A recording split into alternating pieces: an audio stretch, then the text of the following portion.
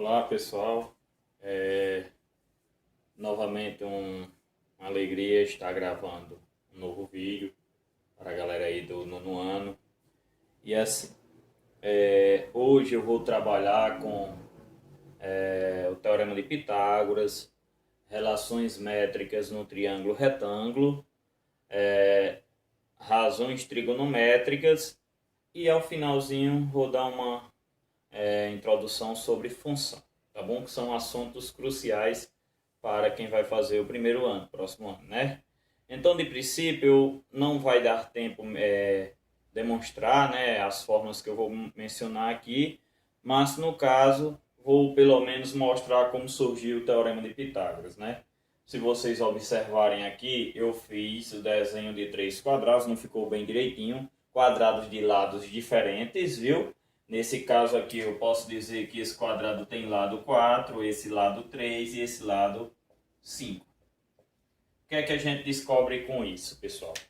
Se você encontrar a área desses três quadrados e você observar, qualquer um que você fizer, pegando três quadrados, a soma desse com esse aqui sempre vai dar esse resultado aqui, tá bom? E isso para formar um triângulo retângulo perfeito aqui. Outros podem até você colocar, mas você não consegue encaixar, viu? Então, se você tiver três quadrados de lados 4, 5, 4, 3 e 5, vai dar certo. Quer ver? Olha aqui. A área de um quadrado é lado vezes lado, né? Esse aqui é 4, 4, 4 e 4. Vai dar 16, né? 3 vezes 3, 9. E 5 vezes 5, 25. Então, se você pegar 16 mais 9, dá igual a 25. Então, está bem demonstrado. Então, eu vou logo para a fórmula, como o tempo é curto. Se vocês observarem aí, qualquer vez que vocês observarem sobre o Teorema de Pitágoras, vocês vão perceber que a fórmula é essa. Vou mostrar agora, tá bom? A hipotenusa ao quadrado é igual à soma dos catetos elevado ao quadrado. É isso que eu estou falando com relação ao triângulo retângulo. Quanto aos lados, a gente chama esses dois lados aqui de catetos. Viu? Catetos. E o maior lado do triângulo retângulo, obviamente, que sempre o triângulo retângulo tem um ângulo reto, né? É chamado de hipotenusa, viu? Então, nesse caso, esse maior lado ao quadrado, que foi o que a gente encontrou, 25, é igual ao quê? A soma desses outros dois lados elevado ao quadrado. Vamos na prática, né? Vamos na prática, vamos mencionar números aqui. Vamos supor que aqui, pessoal, ó, eu tenha valores aqui, ó. Pronto. Supor que é uma rampa, né, de uma casa, eu quero saber o comprimento da rampa X. E aqui eu vou dizer que a altura da rampa seja 6 e o comprimento da rampa aqui, né, por baixo aqui, no comprimento não, a base aqui, 8. Então vamos lá. Eu sempre sei que o maior lado é a hipotenusa, fica sozinho, viu? Aqui, catetos, obviamente que tanto faz um como o outro, é a mesma coisa. Então lembrem disso, maior lado e hipotenusa. E sempre o ângulo reto aponta para o maior lado, viu? Então vamos lá. X ao quadrado, né? Que é a hipotenusa, é igual aos catetos, tanto faz um como o outro. Vou colocar 8 ao quadrado mais 6 ao quadrado. Então qualquer número elevado ao quadrado é ele mesmo, né? 8 vezes 8, 64. E 6 vezes 6, 36.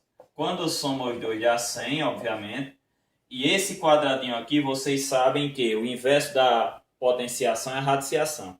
Então, na hora que eu passo esse quadradinho para o segundo membro, eu passo na forma de raiz quadrada. Se fosse um 3, Renato, era raiz cúbica. Então, a raiz quadrada de 100, ou seja, esse maior lado, que é sempre a hipotenusa, é o maior lado, é exatamente 10. Pessoal, até falando de triângulos, se vocês tiverem três medidas, prestem atenção. Jamais pode formar um triângulo, eu estou falando as três medidas, né? Se as duas menores for maior ou igual Se as duas menores for maior, a soma dessas duas aqui tem que ser maior que a da hipotenusa, ou seja, ou maior do que qualquer triângulo. Eu não posso jamais dizer que um triângulo, por exemplo, tem 4, 4 e 9. Não tem como eu formar um triângulo com 4, 4 e 9. Por quê? Só um lado vale pelos dois, ou é igual aos dois, tá bom? Então nunca pode acontecer isso, que não é um triângulo, tá bom? Isso é regra, não é que vai precisar desse assunto, só para título de curiosidade, tá bom? Então o teorema de Pitágoras já viram como resolve, né? Bem bacaninha aí. Já as relações métricas no triângulo retângulo, né? Relações métricas no triângulo retângulo, tá abreviado aqui, só para não perder tempo. Vou colocar o triângulo retângulo nesse sentido aqui, assim. Tá bom? Vou diminuir mais aqui para ficar mais. Pronto. Só para demonstrar as fórmulas, para vocês entenderem. Obviamente que vocês sabem que o maior lado, né, é a hipotenusa e os outros dois são catetos. Não é verdade? Isso é uma demonstração exatamente associando ângulos. Associando aquele ângulo, ângulo, lado, ou seja, com triângulos congruentes, viu? Só que eu não vou a fundo nisso aí por causa que o tempo é curto, né? Então vamos lá. Se vocês pegarem um triângulo retângulo em relação ao ângulo reto aqui, né? A projeção aí, aqui é chamado de altura, tá bom? Então, nas relações métricas, a primeira fórmula, obviamente, que é quem? Aquela que vocês já conhecem, que eu falei. Mas vamos supor que eu tenha os dois catetos e hipotenusa e queira a altura, a fórmula é assim. Hipotenusa vezes a altura, até o A inverte, né? Aqui é a hipotenusa, aqui é a altura do triângulo retângulo. Vai ser B vezes C, tá bom, pessoal? Então, nas relações métricas tem essa formulazinha, mas aqui a gente trabalha mais, obviamente, que é essa. Mas existem essas fórmulas aí. Como também essas duas projeções em relação ao ângulo reto, elas são chamadas de N e M, ou seja, a hipotenusa é N mais M, porque aqui, se você observar, eu cortei o triângulo, né, a altura, como se fosse dois triângulos retângulos também congruentes, viu? Posteriormente, pessoal, podem usar outras fórmulas, que é CH ao quadrado é igual a N vezes M, e com relação a C ao quadrado é igual a vezes N. Estou falando desse triângulozinho menor. E B ao quadrado é igual a vezes M. São várias fórmulas, obviamente, mas que são cruciais nas relações métricas num triângulo retângulo. Isso quando eu estou falando dessas medidas internas, viu? Tanto essa altura aqui, né, como essas duas projeções N e M. Tá bom? Então era para vocês terem uma noção disso aí. Eu mencionei. Vocês perceberam que eu falei quanto aos lados do triângulo retângulo, né? Mas quanto aos ângulos, né, pessoal? Quanto aos ângulos também, os ângulos obviamente internos, aí a gente pode trabalhar também as chamadas razões trigonométricas. Também não vou demonstrar essas fórmulas. Vou colocar aqui um ângulo alfa, viu? Um ângulo alfa. Continua sendo catetos e também hipotenusa, só que com relação a ângulos a gente usa seno, cosseno e tangente, pessoal, viu? Tangente. Tá certo? Eu vou explicar o que é cada coisa, viu? São as formulazinhas simples, mas requer um pouco de atenção. Então, o seno, vamos supor alfa, eu vou colocar esse ângulo aqui. Que o ângulo, vocês podem perceber, como aqui é 90, então esses dois ângulos aqui vão variar de 1 a 89, né? Não pode ser outro valor, porque eu sei que a soma dos ângulos internos de qualquer triângulo é igual a 180 graus. Se eu já tenho 90, que é um triângulo retângulo, então só resta 90. Então, vocês têm uma tabelinha, obviamente, que quando tiverem tempo podem dar uma olhada nessa tabela. em algum canto, podem colocar a tabela com seno, cosseno, tangente, vocês encontram todos eles. Nesse caso, vocês observam que eu só vou trabalhar de 1 a 89, tá bom? Então eu digo, seno vai ser sempre o quê? O seno de alfa, vamos supor, que é um ângulo aqui qualquer. Poderia ser 40, 30, qualquer que seja. Cateto oposto, quem é o cateto, Renato? Os catetos são esses dois, mas quem é que fica oposto ao ângulo que está em frente? Dividido pela hipotenusa, que é o maior lado. Já o cosseno, pessoal, que a gente chama cos, viu? Botar a sigla, vai ser o cateto adjacente, são esses dois números, o cateto adjacente aqui toca o ângulo, né? Dividido pela hipotenusa, tá vendo? Então a diferença de seno e cosseno é essa. Um vai usar o cateto oposto, o outro o cateto adjacente. Já a tangente de um ângulo, TG, a gente usa. Lembre de coca. CO, cateto oposto, sobre CA, cateto adjacente. Tá bom? Então será a divisão desse por esse. Vamos na prática, né? Vamos supor que tenha um triângulo aqui que seja... aqui seja 3, aqui seja 4, aqui seja 5. Aí eu digo, qual o valor do seno, cosseno e tangente deste triângulo aí? Aí vocês já sabem as fórmulas aqui, vamos lá. Vou apagar elas. Vamos ver o valor. Seno de alfa seria cateto oposto sobre hipotenusa. Então vamos lá. Quem é o cateto oposto? 3. 3 dividido por 5. Se vocês dividissem, daria 0,6. Quem é o cosseno de alfa? Cateto adjacente sobre hipotenusa. Aqui eu usei até um H, pessoal, mas vocês vão perceber que usa A, né? Também. Nesse caso aqui, o cateto adjacente vai ser 4 e a hipotenusa 5. Daria 0,8 se dividisse, né? Com relação à tangente, seria cateto oposto sobre cateto adjacente. Renato, quer dizer que com relação a esse ângulo, sempre o cateto oposto vai ser esse da frente? Cateto adjacente, obviamente, que toca o ângulo aqui, adjacente ao ângulo. E a hipotenusa, vocês já sabem que é o maior valor, sempre, viu?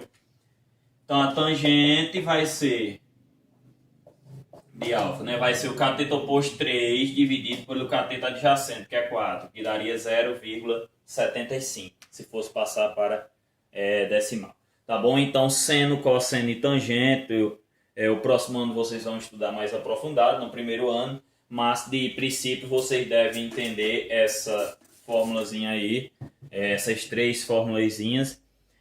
Existe até uma regrinha para encontrar o ângulo 30, 45 e 60. Vou mostrar aqui para vocês uma tabelinha bem rapidinho para não alongar muita aula, mas vocês vão ter que saber essa tabelinha, viu? É bom vocês saberem que são 3 ângulos que são muito utilizados, viu? Tem até uma musiquinha, se vocês procurarem na internet, aí vocês vão um dia encontrá-la, viu?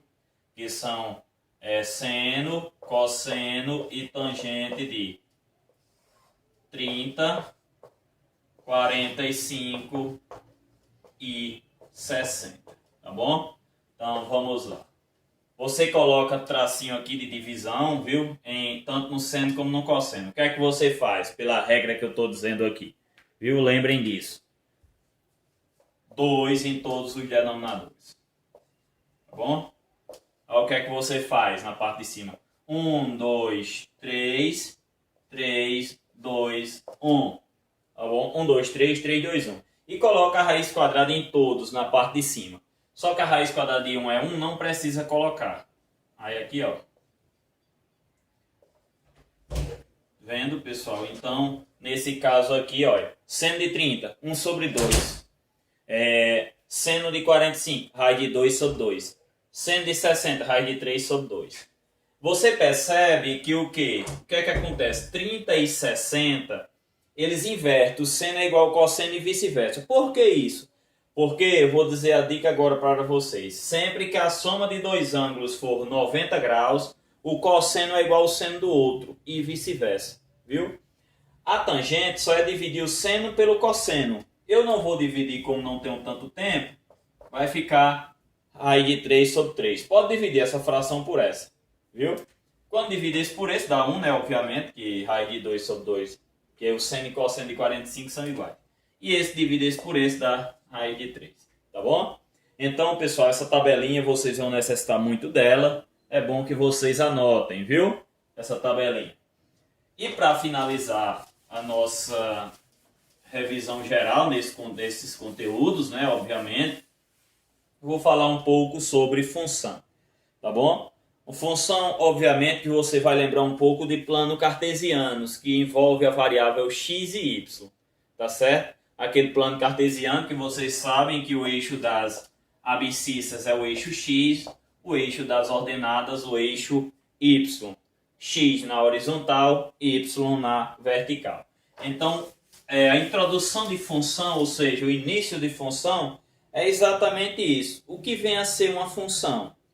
Vou dizer pausadamente para vocês terem a noção do que seja isso. É exatamente, pessoal, dizemos que a grandeza y é uma função da grandeza x, se há entre elas uma correspondência tal que para cada valor de x existe um único valor de y.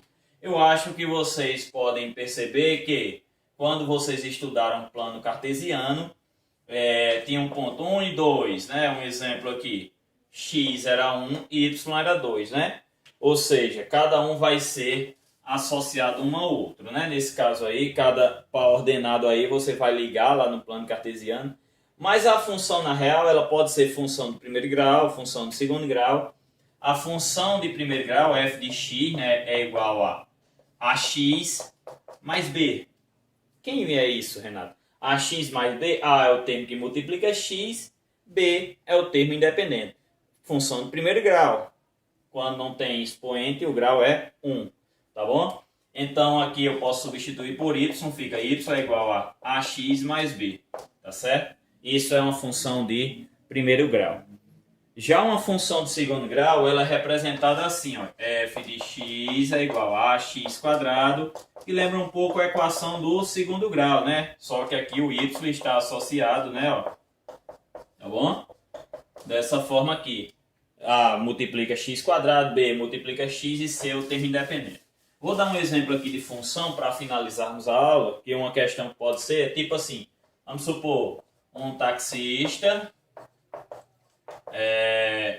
cobra uma taxa fixa de R$ 4,50 e mais R$ 1,50 por cada quilômetro rodado. Por cada km rodado, né? Quanto custa uma corrida de 10 quilômetros, né? 10 quilômetros. Então, pessoal, só para vocês entenderem como é que se faz isso aí, tem esse valor fixo aqui, os R$ 4,50 mais 1,50 vai ser cada quilômetro. Se eu rodei 10 quilômetros, vai ser 1,50 vezes 10. Então vai ficar 4,50 mais 1,50 vezes 10, R$ 15. Ou seja, essa corrida foi R$19,50. Tá bom?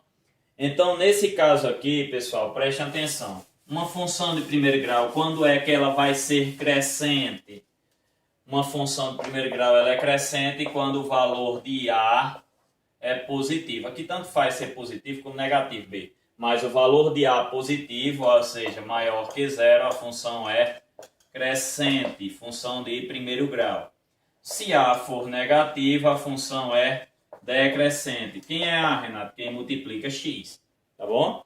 Então, preste atenção aí nessa questão com relação à função de primeiro grau. E função de segundo grau é uma parábola, obviamente, viu? Toda função, a função de primeiro grau sempre é representada por uma reta, viu? Crescente, decrescente. Agora, a função de segundo grau ela é representada por uma parábola, tá certo? Então, preste atenção aqui que a parábola, né, se A for maior que zero, a parábola é voltada para cima, a concavidade. Se A for negativa, a concavidade da parábola é voltada para baixo, tá bom? Então, era isso por hoje, dar uma revisão geral sobre esses conteúdos que são de extrema importância. Um abraço a todos, fiquem com Deus, tá bom? Tchau!